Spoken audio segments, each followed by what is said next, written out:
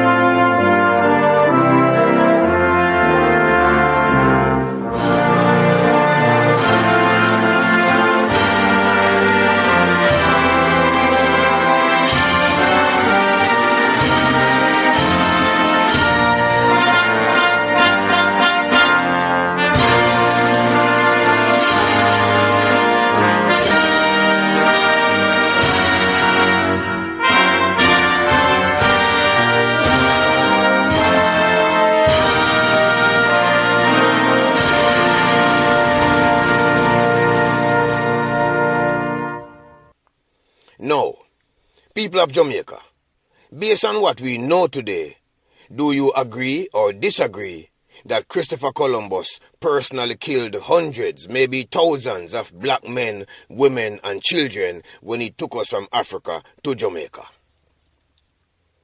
Do you agree or disagree that Christopher Columbus used dogs to hunt and kill those he stumbled upon in the Caribbean?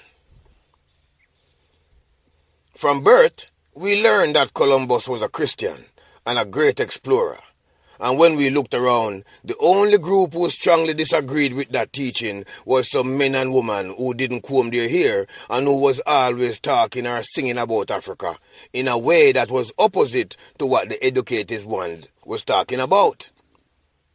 This group, who we were also taught to despise, was called Rastafarians. This video is dealing with the obnoxious iron statue of Columbus that stands on a high pedestal in the parish of St. Ann in Jamaica. And this statue is secured and maintained in a manicured triangular enclosure close to the police station. This reality leads us to consider this situation.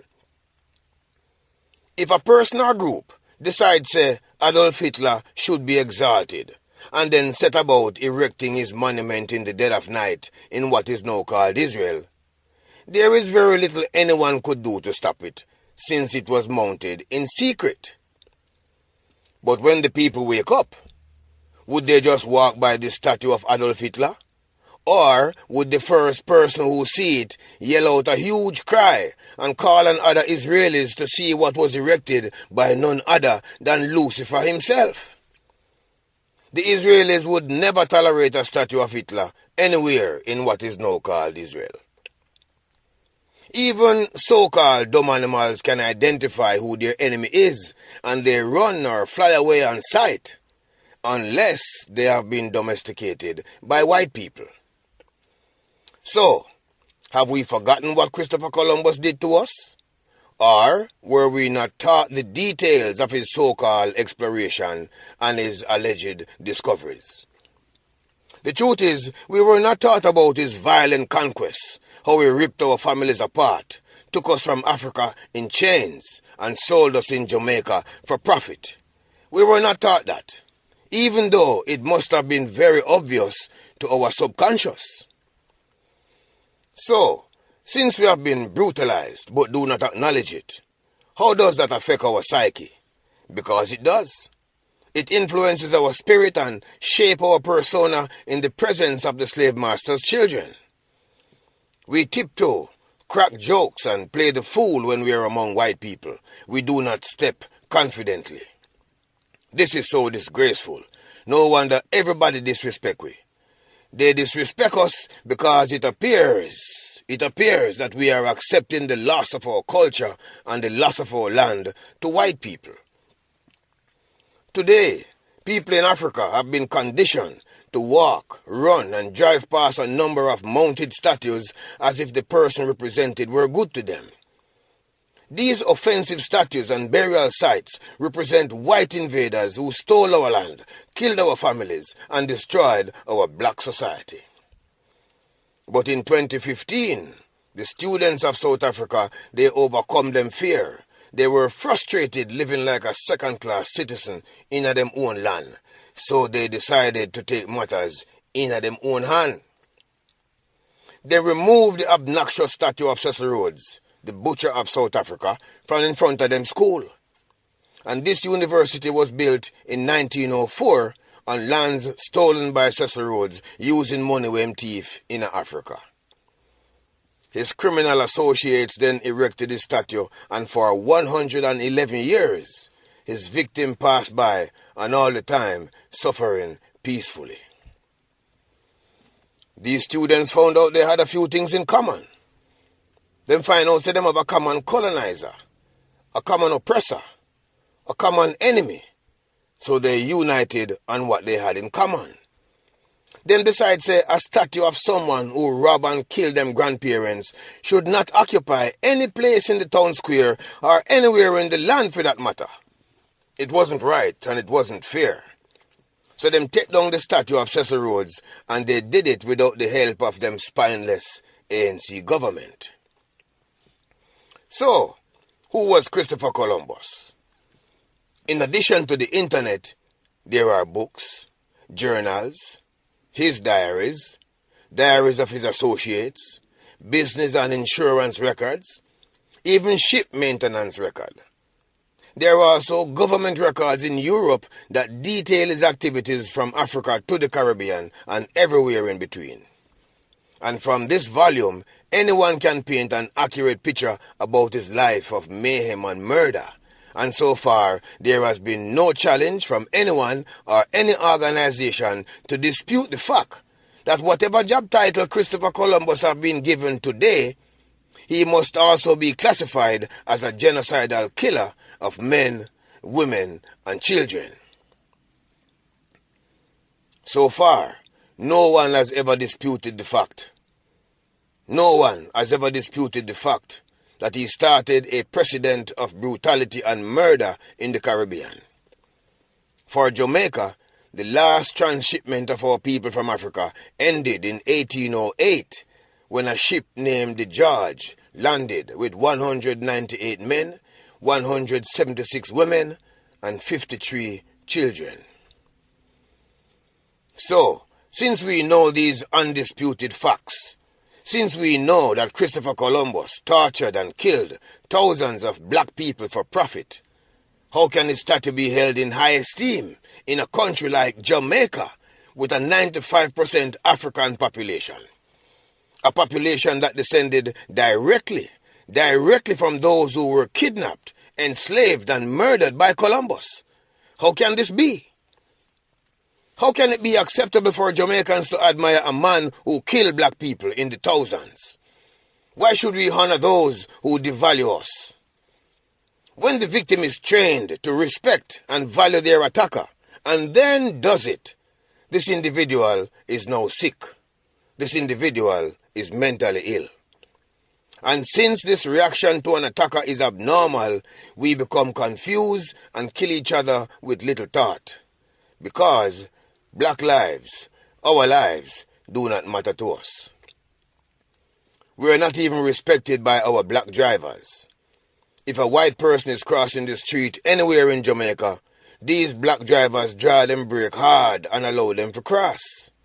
In the meantime, we, the black people, we have to run while crossing the street at the crosswalk. This is how we are trained to behave in relationship to each other. Now, when we scrutinize how we are taught about Christopher Columbus, we are not taught as if he committed a crime, as if he committed an act of genocide on the people he met when he stumbled into the Caribbean. No. In school, our so-called education was backed up by the religion of our enslavers, and that was backed up by their mystery god, whose son was as white as the usual minister of tourism in Jamaica. And like good students, we believed everything, even though the thought seemed very unbalanced, because from the very beginning, we were taught from their good book to dislike the leaders of Egypt. And these were people that looked like us. And due to the outcome of that miseducation, some students have grown up to loyally serve the Queen of England right here in Jamaica. As an educated dunce, Patrick Allen, the present Governor General, is one of those dangerously miseducated people. And yes, he is guilty of treason because he represents the enemy, the thieving Queen of England. Now, the University of the West Indies set the policy and the curriculum for our education in the Caribbean. And in so doing, it teaches us to love and obey those who killed our ancestors for profit. From grade 1, they start with books that paint a negative picture of Nola and Sambo. No wonder we don't learn anything to benefit our community or our race. The function of their education is to keep us and our generations enslaved to white people forever. Now, this brainwashing program called higher education could not control us by itself. So, the Queen of England, who is the head of the University of the West Indies, and also known as the visitor in that capacity, she conspired with another tribal member to maintain white supremacy in Africa, the Caribbean, and beyond. That other tribal member is Rome. And using the Roman Catholic Church, these two groups have been cleaning and maintaining the memory of Christopher Columbus positively alive, even though Columbus was a ferocious killer. And to show their support publicly, regardless of who don't like it, and they think that is mostly those Rastas who have no say in society, the Roman Catholic Diocese of Montego Bay erected the statue of this terrorist known as Christopher Columbus in our face in what is now known as St. Anne's Bay in Jamaica. How we know this? Well, right beside the statue of Christopher Columbus is a school named the Columbus Preparatory School. The name of the school is brightly painted on the wall that surrounds it, so we know the school is connected to the statue of Columbus beside it. The connection also appears on this sign at the front of the school. So who is the school connected to? Well, just above the name of the school are these words: Roman Catholic Diocese of Montego Bay. Yes, the church. So, since the Roman Catholic Diocese of Montego Bay is the owner of the prep school, they are also responsible for erecting and maintaining the statue of this genocidal killer who tortured and killed thousands of Africans. Another school adjoins the Columbus Prep School. It is the Marcus Garvey Technical High School. Yes, you heard right. The Marcus Garvey Technical High School. Now, how can these two stay together? Who brought Marcus Garvey so close to our enemies? It was none other than that half-breed bastard Alexander Bustamante, who hated Marcus Garvey. Now, historically, many believed the relationship between Columbus and the Roman Catholic Church was like that of other people who said they were Christians. But what we never know was that the Roman Catholic Church had a special agreement with Columbus. Yeah, it says so clearly on the plaques mounted on the pedestal of Columbus' statue. It says he was given the authority in Rome to civilize and Christianize all across the ocean sea, which he did by force. Those who didn't comply, those who didn't accept his brand of European Christianity, they would be killed mercilessly. So you ask, how could a church support this killer? The simple answer is, they support him because he was working on their behalf. They also knew that these people Columbus was so-called discovering would strongly resist living as a slave. So they looked the other way at the consequences to that resistance. They supplied the crosses Columbus and his brothers erected everywhere to remind the people of their new religion, their new God. Columbus also erected numerous gallows for the disbelievers. Columbus was on a program of Western expansion for financial gain and religious domination. That was his obligation. In Africa, Christopher Columbus was known as the Mzungu Asa, meaning the devil himself. So it did not matter that he enslaved, robbed, raped, and even killed hundreds of thousands of people. What mattered was he converted them for the Catholic Church. And in a few years, 99.99% of the people who lived in what is now known as the West Indies was dead. However, something was still alive. It was their land which the church took for themselves. What a wicked act. Only the God of Saul and the God of David in 1 Samuel chapter 18 verse 7 do we find support for this type of mass killing. Only the God of Moses in Exodus chapter 32 verse 28 do we find such strong support for those who kill innocent men, women, and babies. And these killers, Saul, David, and Moses, are also supported by the Roman Catholic Church. And when we look at the character and behavior of these men, this should tell us the kind of people we're up against. Because, as the saying says, birds of a feather flock together. Now, usually people connect Columbus to Portugal, Spain, England, to education. But now we know that the memory of Columbus is also being maintained by the Roman Catholic Church. So yesterday, white folks gave us our enslaver, and today they're giving us our redeemer, and both of whom are also white. What madness. No wonder Columbus is so prominent everywhere in the world today. Anywhere you find the Roman Catholic Church, you will also find Christopher Columbus portrayed in a positive light. It's now very obvious that the Catholic Church uses opposites like God and the devil, Jesus and Columbus, the Bible and the gun, all of which they created to maintain their doctrine of white supremacy. No wonder we fight against each other politically, even though both political parties report to the same enemy, the thieving Queen of England.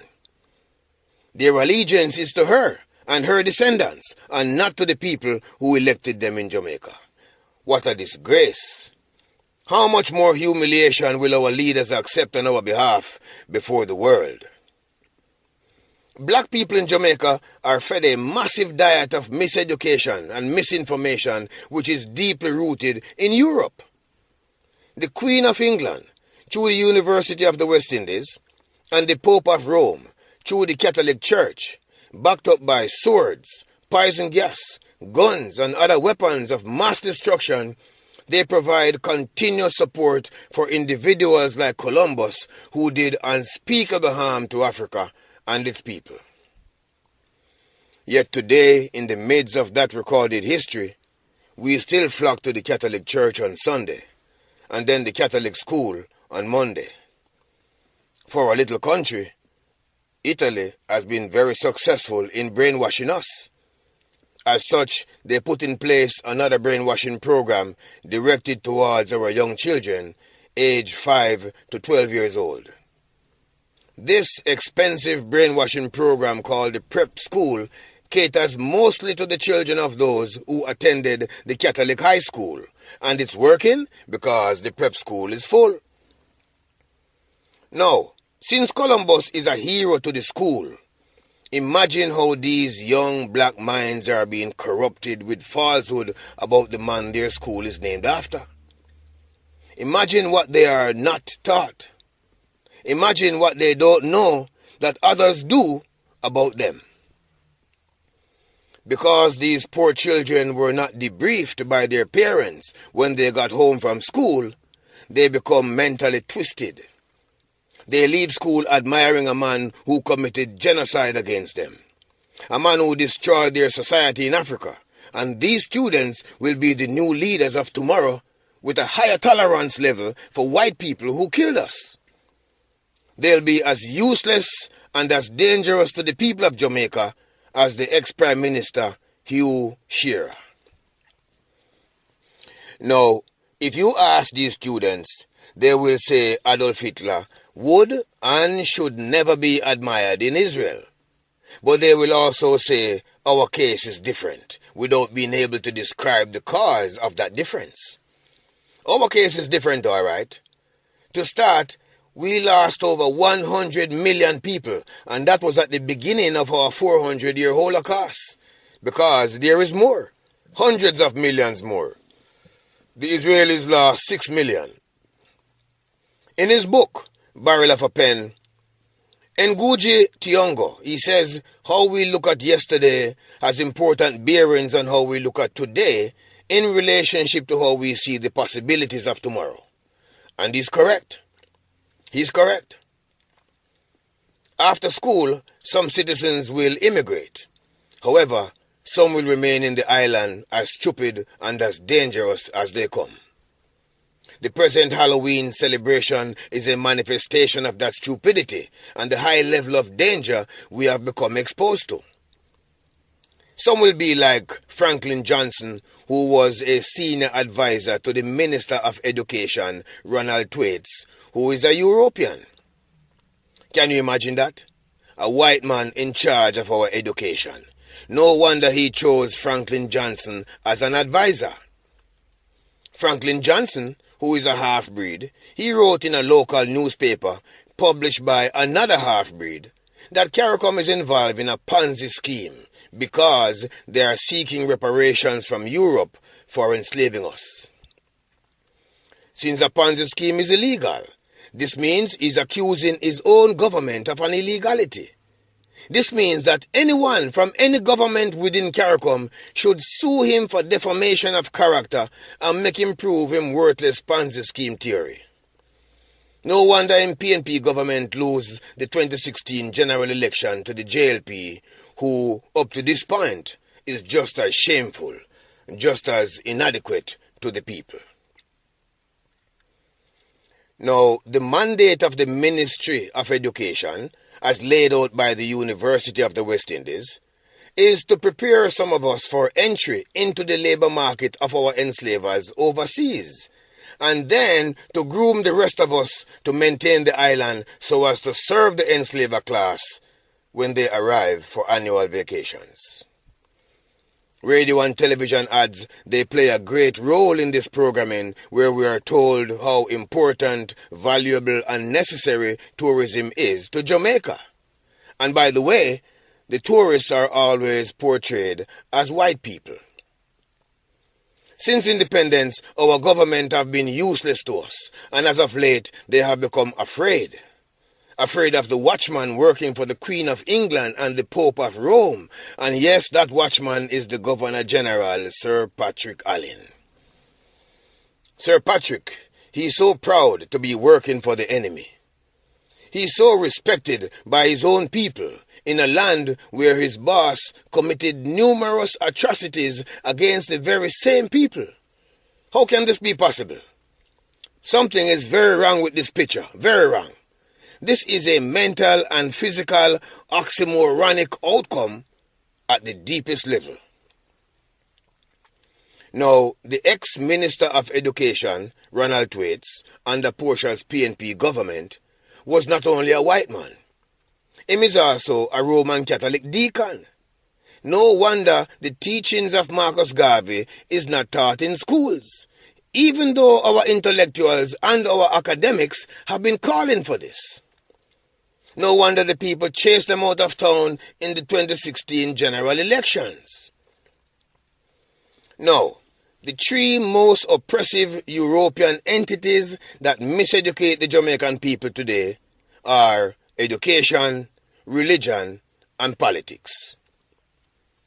With this trinity in place, it wasn't difficult for the children of Columbus's victims to have a mental breakdown and to accept a statue of Columbus without a major uproar to the detriment of our mentality. What a calamity we in. That's why our revolutionary hero Peter Tashi said, "You can't blame the youths. You can't blame them because they are doing what society taught them to do. We have been taught to admire those who hate us, and in so doing, we hate each other, including ourselves, all over the world. That is why our prisons and jails are in such a nasty condition, unfit for human beings, humans who were born victims themselves. That's why the number of citizens killed in Jamaica every year by other citizens exceed 1,000, and many of these murders are committed by people who know each other. Some are even family members. How can this be? It's because we have been trained. Like animals on land and sea, we have been trained to dislike our very image. This way, we do to ourselves what the white oppressor used to do and would still like to do. We are not genetically programmed to kill each other. The Creator didn't make us that way. We learn this abnormal behavior at home, in school, and in church, where people like Christopher Columbus, who tortured and killed us, are praised and held in high esteem by our teachers and our preachers. And if we can't believe what our parents and teachers tell us, who do we believe? It's statues like these that cause us to nurture an internal negative mental stigma and then pour it back on our population. It's statues like these that cause us to murder ourselves with little thought, while providing maximum security, respect and worship, yes, even worship, to those who look like Christopher Columbus. It's no accident that bleaching cream is such a popular sale item in Jamaica and in Africa. So the statue of Columbus must go one way or another. And obviously, since it was erected by the Roman Catholic Diocese of Montego Bay, they will not be too happy with the idea of moving it. The Romans were also not happy when our enslavement ended, but they had no choice. We stopped working and started burning and killing, and it was this reaction to terrorism that brought us freedom, nothing else. And that's why Ngugi Thiong'o also said, the limits of tyrants are prescribed by the endurance of those whom they oppress. So we shouldn't tolerate oppression, mentally or otherwise. So, how reckless is the Roman Catholic Diocese of Montego Bay in having the audacity to erect this vile statue? And in all of this, the real question is, are today's supporters of Christopher Columbus just as depraved and just as wicked as their hero? That is the real question.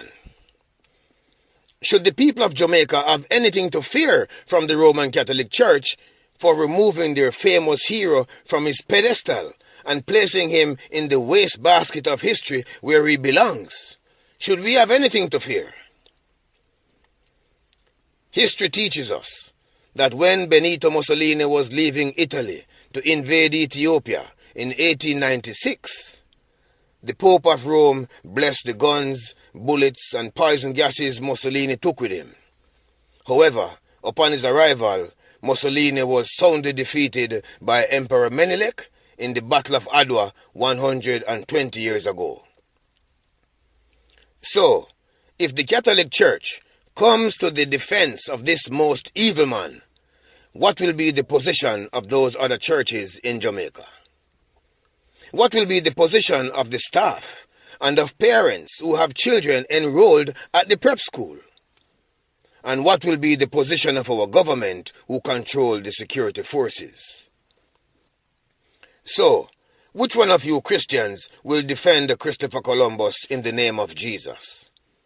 Which one of you will defend this killer of black people? Which one of you? The fact is, it was an insult to erect this statue in Jamaica in the first place, and to add gas to the fire of disrespect This statue stands over 20 feet high, looking down at the fading images of our beloved national hero painted on the walls next door. This is nothing but mental terrorism. The African people born in Jamaica will have to decide.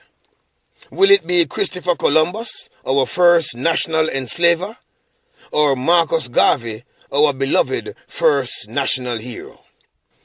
If a statue of Adolf Hitler would never be tolerated in what is now called Israel, then by the same reason, by the same logic, multiplied 1,000 times and then some, a statue of that terrorist Christopher Columbus must never stand in Jamaica. Never. Under no circumstances whatsoever. Not after what that great devil did to us. What do we look like in the eyes of our ancestors who fought and were brutally and viciously murdered by Christopher Columbus because they resisted enslavement? Who speaks for them? They are not here, but we are here. We will speak on their behalf. What do we really look like in the eyes of Queen Nanny, Sam Sharp, Paul Bogle, and many others whose names we don't know? Some of us are guilty of tolerating the enemy, of having the enemy as our friends. Some of us may even be guilty of aiding and abetting the enemy. As it stands, statues of vicious killers of black people like Christopher Columbus that mentally corrupt and contaminate the minds of their victims must be taken down. They must be removed from the public square and displayed in a Jamaica Hall of Shame. Only statues of our beloved heroes like Mwalimu Marcus Garvey must prevail in Jamaica. Ashe. Forward! March!